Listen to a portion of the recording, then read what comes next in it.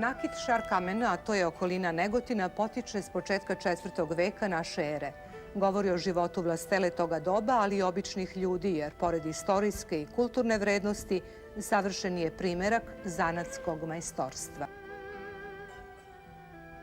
Zlatni nakit iz šarkamena pronađen je u mauzoleju i pripada ženi koja je, sudeći po svim aspektima nalaza, pripadala carskoj porodici ili je bila njen član.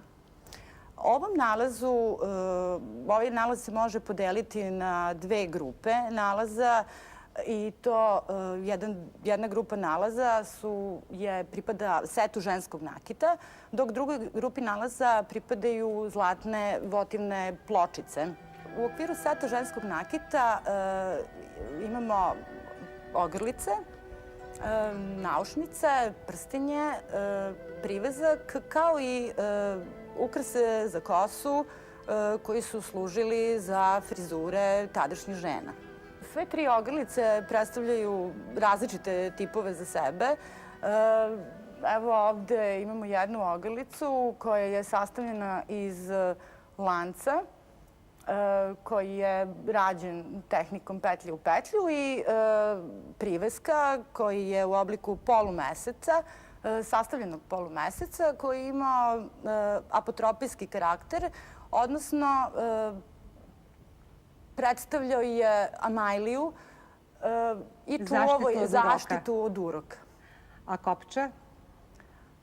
Kopča na ovoj ogrlici je zanimljiva i predstavlja muzički instrument liru. A prstenje kako je bilo? Da li je imalo drago kamenje?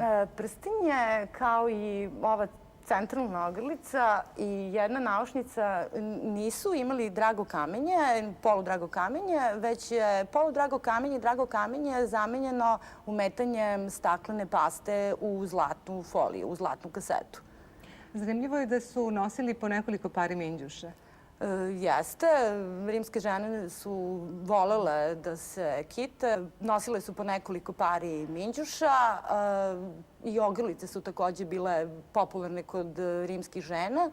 Prstenje je imalo takođe veliku primenu u Rimskom carstvu i nisu ga nosile samo žene.